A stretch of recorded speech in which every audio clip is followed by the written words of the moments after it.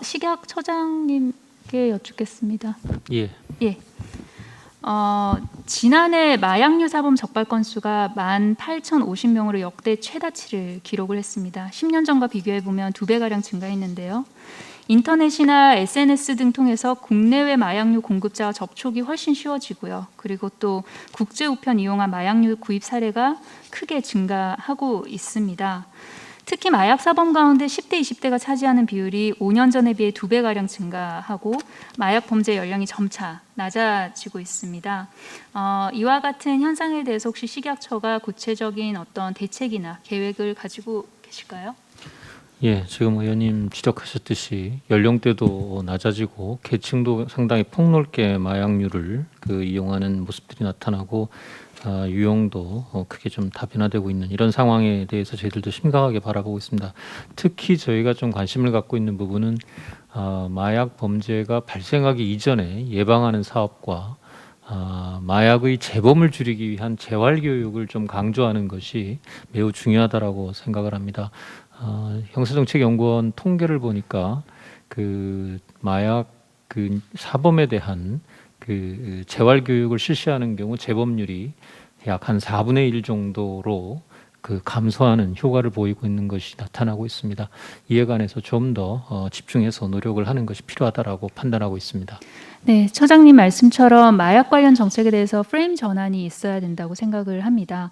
마약류 사범을 범죄자인 동시에 환자로 인식해야 한다는 전문가들의 의견이 많습니다. 이에 동의하시는 거죠? 예, 그렇습니다. 네, 우리나라도 최근 마약류 관리법 개정을 통해서 지난해부터 마약류 사범의 건강한 사회복귀 지원에 초점을 맞춘 마약류 사범 재범 예방 의무 교육을 시행하는 등 마약 사범의 치료에 중점을 두는 쪽으로 정책 전환 노력을 하고는 있습니다. 그런데 이런 정책 전환을 뒷받침해 줄 수 있는 마약 사범 치료, 재활을 지원하는 마약 퇴치 사업의 인프라는 여전히 부족한 상황입니다.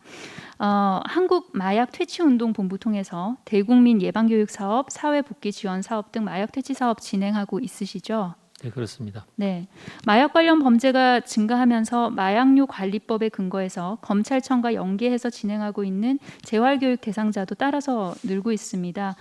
가파르게 늘고 있는 추세인가요, 처장님? 예, 지금 약 한 4,000명 가까이 네. 증가를 했는데요. 최근에 증가세가 거의 20%에 달할 만큼 높아지고 있습니다. 네, 따라서 또 한국마약퇴치운동본부는 인력이 부족하고 또 기준 미달의 인건비 등으로 구조적인 어려움을 겪고 있는 상황인데 관련해서 파악하고 계십니까?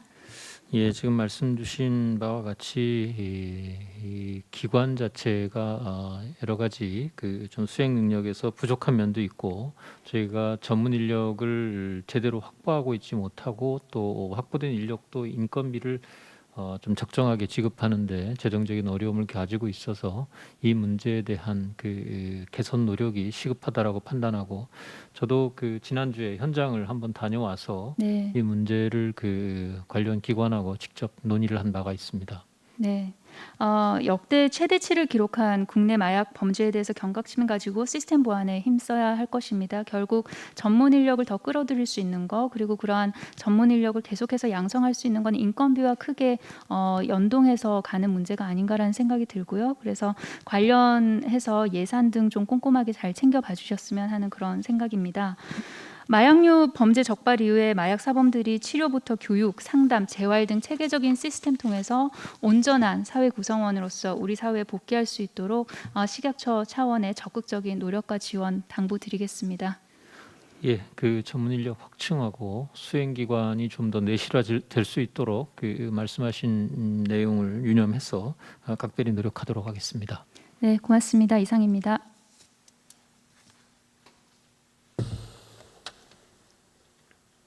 네, 강선 의원님 수고하셨습니다.